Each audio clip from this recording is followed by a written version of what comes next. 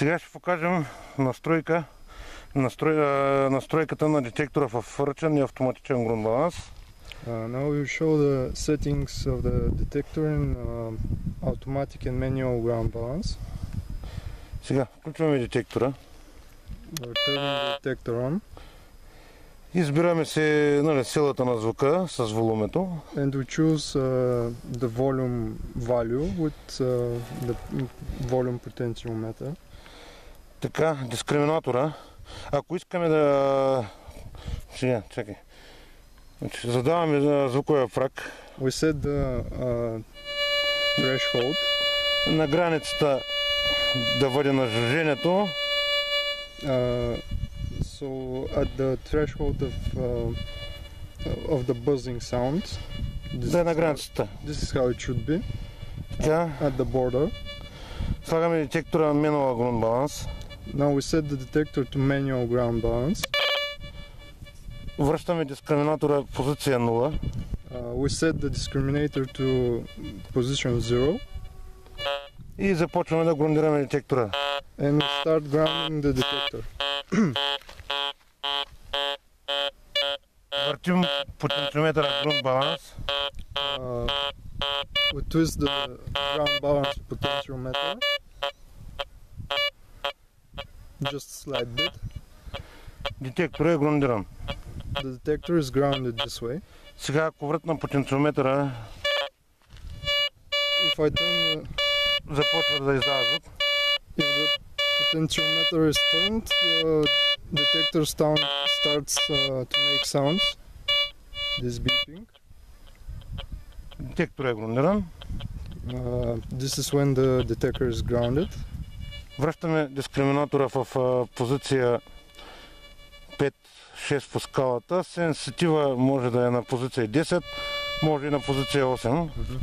We return the discrimination level to about 5 or 6 and the sensitivity could be either 8 or 10. При sensitivity 10 дълбочината на детектора е по-голяма. When sensitivity is set to 10, the detector's depth is higher.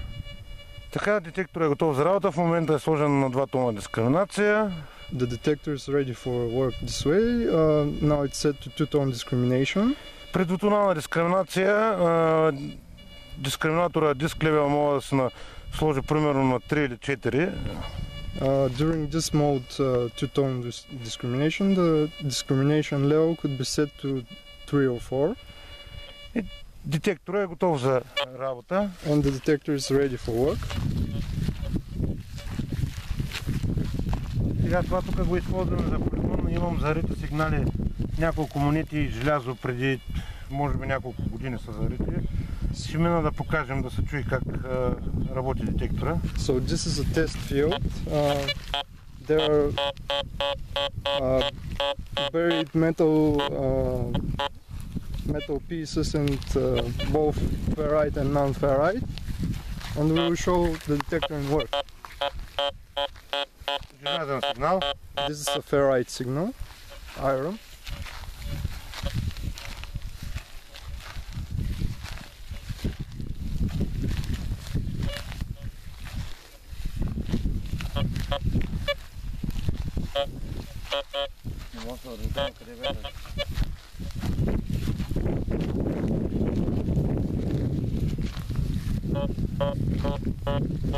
Тук има заровен голям римски перон.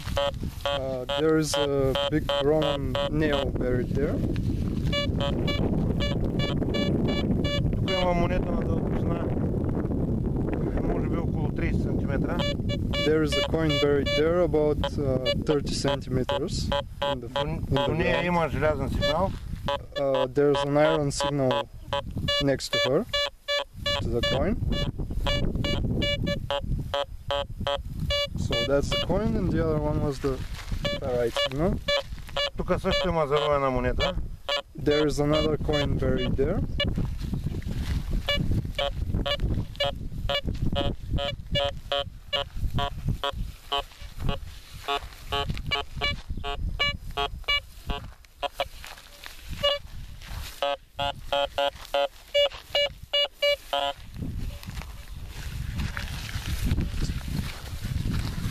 Детектор е стабилен по време на работа. The detector is stable during work. Това е в режим на ръчен грунт баланс. This is in manual ground balance mode. Сега ще покажа и с малки златни стопилки саморонно злато.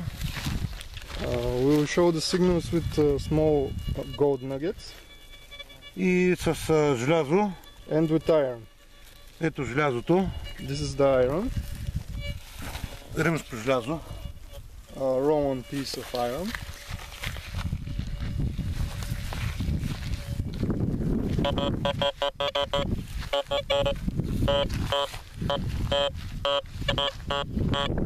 Така, сега ще сложим детектора в режим на еднотонална дискриминация. Дигаме дискриминатора на позиция 5.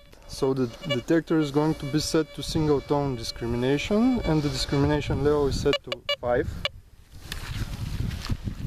Значи тук, когато е в този режим на работа, при наличие на желязо или се чува пропукване, или въобще няма звук.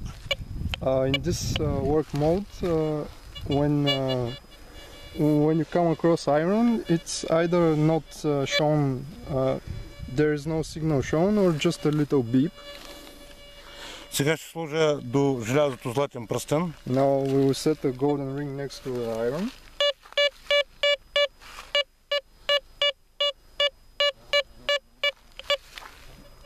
Махаме пръстена, ето желязото. We remove the ring and it's the iron again. Така, сега ще го сложа в двутонална дискриминация. Now I'm setting it to two-tone discrimination. Намалям малко дискриминатора, позиция 4. We lower the discrimination level a bit. Слагам пак пръстена. We put the ring again.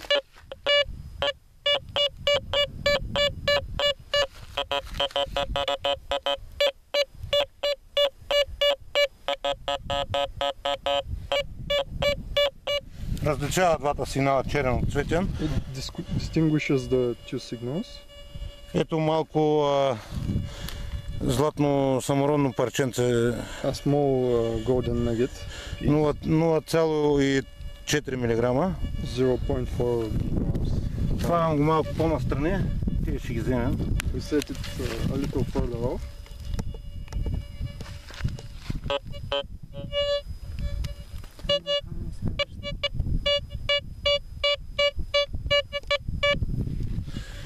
Еми ще го покажа така, защото не се вижда. Ето го. Here's the little golden piece. Дискриминацията е двутонална. The discrimination is set to two-tone. Ето го.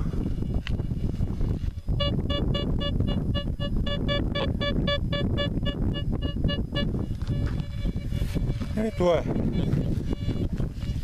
Значи, когато се прави настройката на ръчния грунт баланс, When the setting of the manual ground balance is done, дискриминатора се връща винаги в позиция 0. the discriminator is always set to position 0. Така, настройката е същата. The setting is the same. Когато детектора примерно е с по-малка или по-голяма търсеща сонда. When the detector has a different search coil, either bigger or smaller, the setting is the same. В момента слагаме 7-инчова търсеща бобина. Now we are using a 7-inch search coil. Сега ще покажа пак неговата настройка. And we will show you the detector settings again. Така, включваме детектора. We turn the detector on.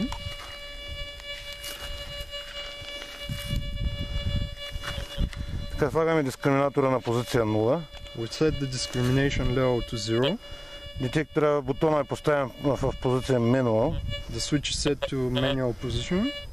Той е грундиран, сега ще го разместя. And since it's grounded, Значи, въртите потенциометъра грунт баланс. By turning the ground balance potentiometer just a little bit Докато детектора спре да издава звук. until the detector stops making sounds. Сега ще вратна малко. Now we turn it a little bit again. And back. This Детектора е грундиран. is where the detector is grounded.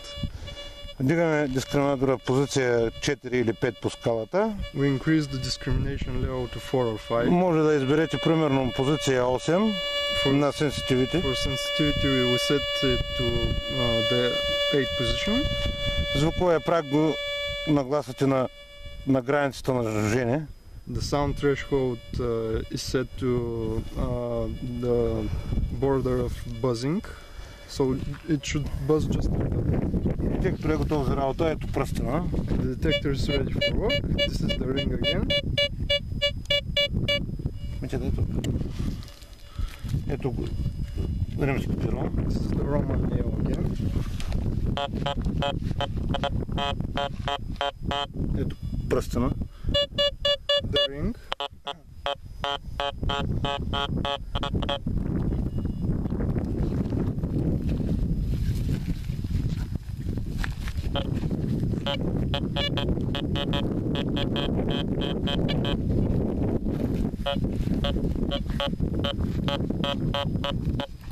Тази сонда е много подходяща за замърсени обекти.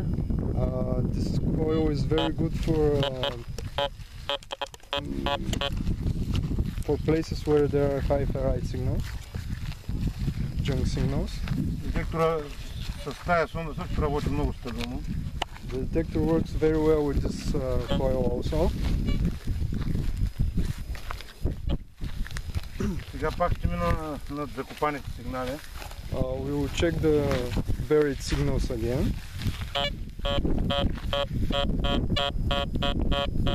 Римски перон. That's the Roman nail that's buried.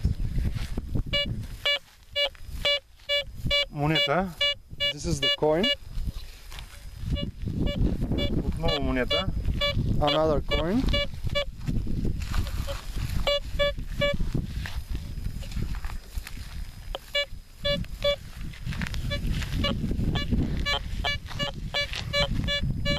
Тук има заровена много малка сребърна монета. There is a very small silver coin buried there.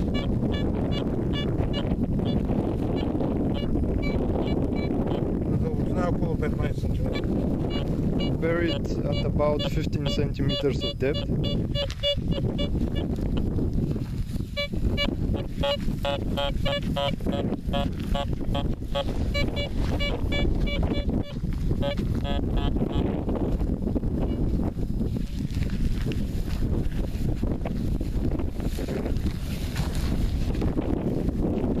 Общо взето, това е. So this is about it.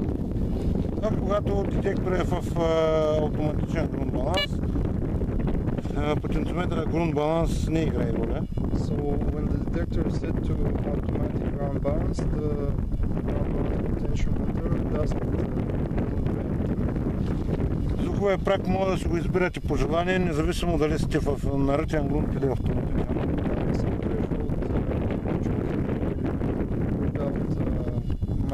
It doesn't matter if you are on automatic or manual. Сенситивитета влияе на дълбочината. The sensitivity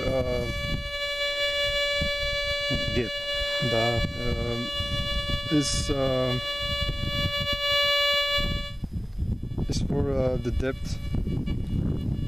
Звуковия праг по принцип трябва да бъде нагласен на границата на жуженето. The sound threshold should be set like this, just between buzzing and not buzzing. Това е. This is it.